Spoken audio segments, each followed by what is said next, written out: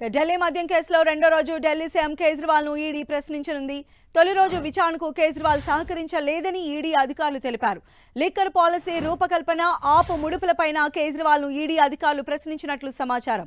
గోవా ఎన్నికల్లో హవాలా డబ్బు ఖర్చు చేయడంపై కేజ్రీవాల్ ను ప్రశ్నిస్తున్నట్లు తెలుస్తోంది. ఈడీ ఛార్జ్షీట్లోని అంశాలు, నిందితులతో సంబంధాలపైన ఈడీ ఆరా తీస్తోంది.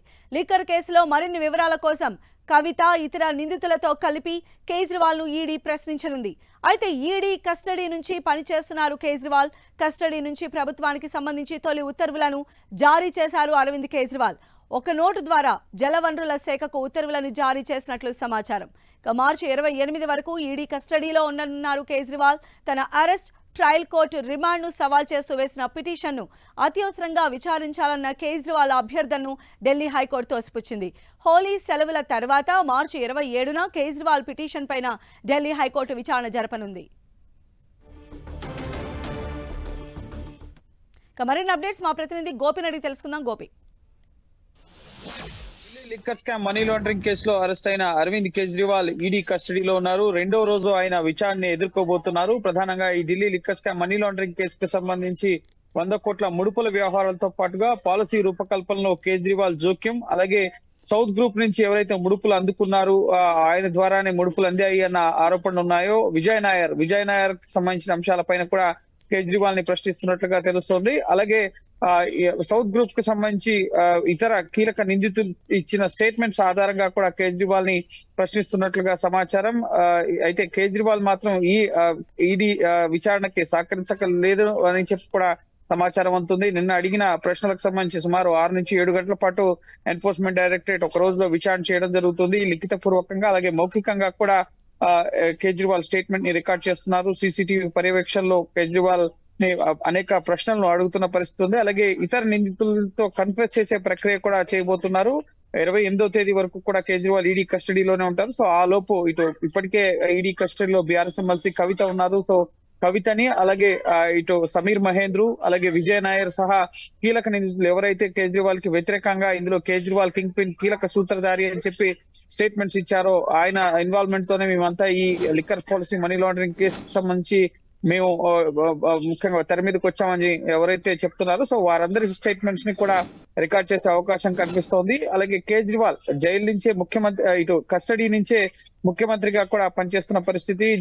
ముఖ్యంగా జలవనరుల శాఖకు సంబంధించి ఒక కీలక ఉత్తర్వుల్ని ఇటు ఈడీ కస్టడీ నుంచే వెలువరించినట్లుగా తెలుస్తుంది. మరి కాసేపట్లో ఆప్ మంత్రి అతీషి ఈ ఉత్తర్వులకు సంబంధించిన వివరాలని వెల్లడించబోతున్నారు. మా న్యాయ పోరాటం కొనసాగుతుంది అంటున్నారు. అలాగే ఆమ్ ఆద్మీ పార్టీ శ్రేణులకు సంబంధించిన నిరసనలు కూడా ఢిల్లీ వేదికగా కొనసాగుతున్నాయి. మేబీ కేజ్రీవాల్ అంటూ ఫ్లెక్సీలు బ్యానర్లతో నిరసన కొనసాగిస్తున్న పరిస్థితి ఉంది. ఐటీఓ ప్రాంతం వద్ద ఉన్న ఫుట్ఓవర్ బ్రిడ్జ్ పైన ఈ రోజు మహిళా కార్యకర్తలు ఆందోళన చేయడం జరిగింది. సో వారందరినీ కూడా పోలీసులు అరెస్ట్ చేశారు. సో ఢిల్లీ లిక్కర్ స్కామ్ కి సంబంధించి సో ఎవరెవరి పాత్ర ఇందులో ఇన్వాల్వ్ అయింది, అలాగే ముఖ్యమంత్రిగా ఎక్సైజ్ శాఖ మంత్రిని నియంత్రించారా, ఎక్సైజ్ శాఖ సంబంధించిన అధికారులకి తానిచ్చిన డ్రాఫ్ట్ పాలసీని లిక్కర్ తయారీ కంపెనీలు అలాగే వ్యాపారులకు అనుకూలంగా పాలసీని మార్చడంలో కేజ్రీవాల్ పాత్ర పైన ప్రస్తుతం ఈడీ అధికారులు ఆరా తీస్తున్నారు.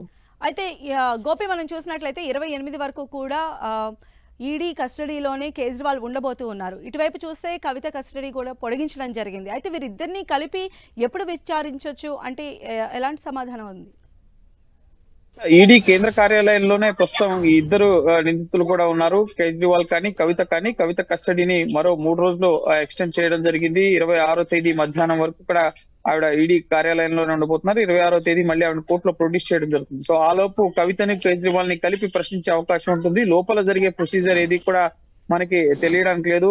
ముఖ్యంగా కేజ్రీవాల్ ఈ లిక్కర్ పాలసీ కేసుకు సంబంధించి చార్జ్ షీట్స్ అలాగే రిమాండ్ రిపోర్ట్స్ లో పొందుపరిచిన అంశాల ఆధారంగానే వారిని ఏ ప్రశ్నలు అడుగుతారని చెప్పేది మనం ఊహించగలం. కానీ సో ఎప్పుడు ఏ సమయంలో ఈ ఇద్దరిని కన్ఫెస్ చేస్తున్నారో అన్న వివరాలు అయితే బయటికి ఏవి కూడా వెల్లడించడం జరగదు. కోర్టులో నెక్స్ట్ కవితను ప్రొడ్యూస్ చేసిన రోజు ముఖ్యంగా 26వ తేదీ కానీ అలాగే కేజ్రీవాల్ ని కోర్టులో ప్రొడ్యూస్ చేసిన రోజు అది మార్చి 28వ తేదీ కానీ ఇప్పటి వరకు కేసు దర్యాప్తు పురోగతి ఎంతవరకు వచ్చింది, ఎవరెవరితో కలిపి ప్రశ్నించామన్న అంశాలని రిమాండ్ రిపోర్ట్ లో కస్టడీ ఎక్స్టెన్షన్ పిటిషన్స్ ద్వారానే మనకు తెలిసే అవకాశం ఉంది. నిన్న అదే కోణంలో కవితకు సంబంధించిన విచారణకు సంబంధించిన వివరాలు వెలుగులోకి రావడం జరిగింది. మేక శ్రీశరణ్ అంశం కానీ కవితను 5 రోజుల పాటు విచారించారన్న అంశం కానీ కొన్ని స్టేట్మెంట్స్ నలుగురితో కలిపి కన్ఫెస్ చేశారని అలాగే కొన్ని నిందితులు ఇచ్చిన స్టేట్మెంట్స్ పైన ఆమెను ప్రశ్నించామన్న విషయాలు కానీ ఆ విధంగానే మనకు తెలియరావడం జరిగింది. సో ఖచ్చితంగా ఈడీ కార్యాలయంలో వేరు వేరు సెల్స్ లో వీళ్ళు ఉన్నారు. అలాగే ఇన్వెస్టిగేషన్ కి సంబంధించి ఇద్దరిని కన్ఫెస్ చేయాల్సి వచ్చినప్పుడు ఎదురెదురుగా కూర్చోబెట్టి కవితను, కేజ్రీవాల్ ని ఖచ్చితంగా ప్రశ్నించే అవకాశం ఉంది. ఎందుకంటే మాగుంట శ్రీనివాసరెడ్డి ఇచ్చిన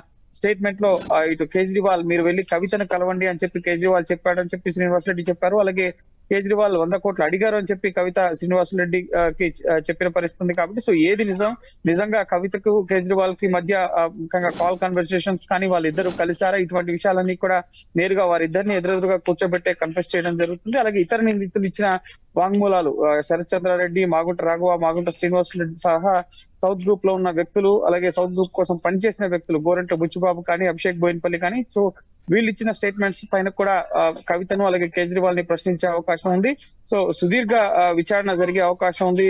రోజుకి ముఖ్యంగా లిఖిత పూర్వకంగానే వారి నుంచి సమాధానాలు రాబట్టే అవకాశం ఉంటుంది.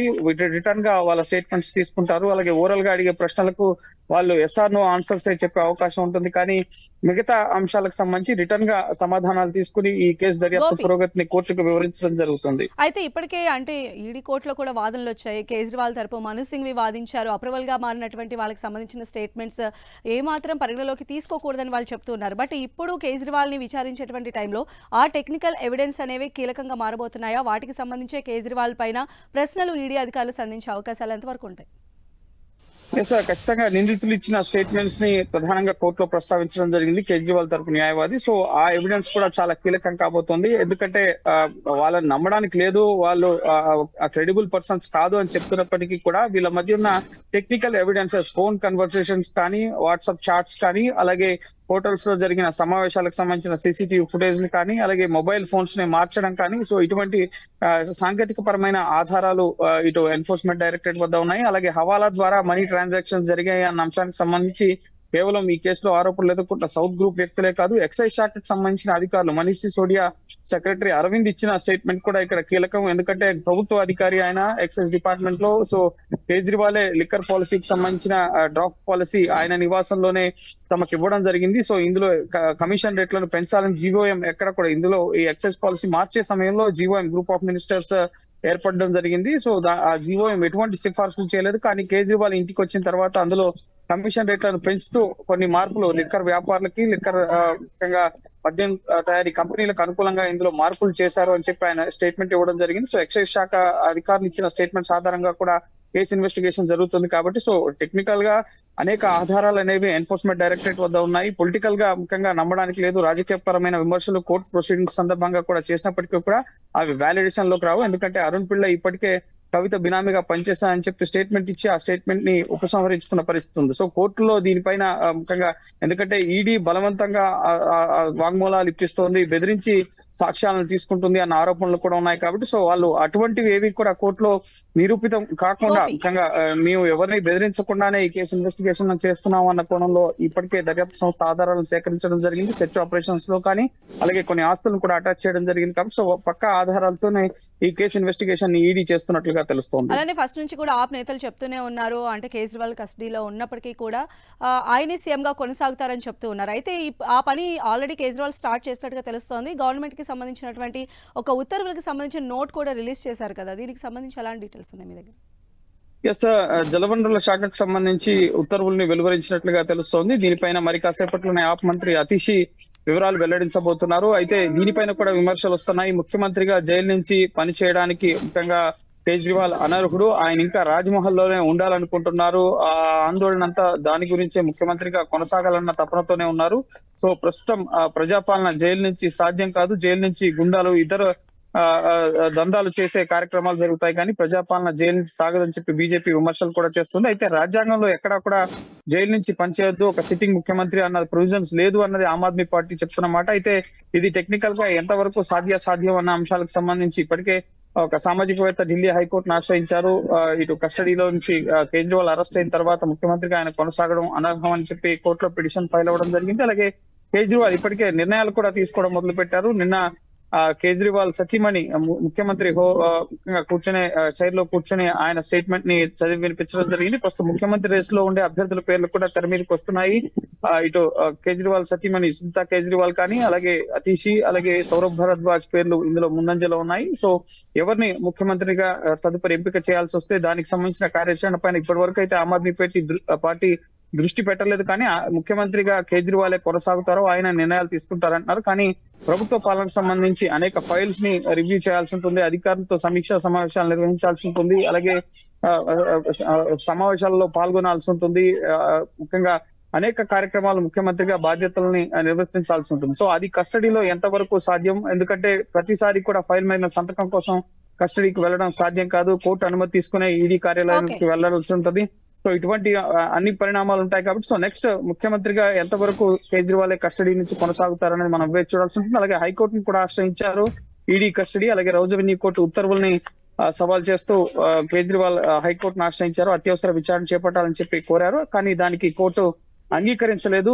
ముఖ్యంగా హోలీ సెలవుల తర్వాతే ప్రస్తుతం హోలీ హాలిడేస్ నడుస్తున్నాయి. సో 27వ తేదీనే హైకోర్టులో విచారణకు వచ్చే అవకాశం కనిపిస్తోంది. అప్పటి వరకు ముఖ్యంగా ఆమ్ ఆద్మీ పార్టీ శ్రేణులు ముఖ్యంగా న్యాయ పోరాటం పక్కన పెట్టి మిగతా ప్రజా పోరాటాల్లో ముందుకు వెళ్లాలన్న ఆలోచనలో ఉన్నారు. అందులో భాగంగానే హోలీ జరుపుకోకూడదు, రేపు హోలీ పండుగ. సో ఇక్కడ ఉత్తరాది రాష్ట్రాల్లో ఘనంగా హోలీ పండుగ నిర్వహిస్తారు. కానీ హోలీ పండుగ నిర్వహించుకోకూడదని చెప్పి ఆమ్ ఆద్మీ పార్టీ ఇప్పటికే నిర్ణయించుకోవడం జరిగింది. సో ఖచ్చితంగా కేజ్రీవాల్ అన్ని అవకాశాలని కూడా వినియోగించుకుంటున్నారు. సిట్టింగ్ సీఎం గానే ప్రస్తుతం ఆయన కొనసాగుతూ కొన్ని ఉత్తర్వులను కూడా ఇచ్చినట్లుగా తెలుస్తుంది. మరి కాసేపట్లో ఆ ఉత్తర్వులు ఎటువంటి నిర్ణయాలు తీసుకున్నారని సంబంధించి మరి కాసేపట్లో స్పష్టత రాబోతోంది.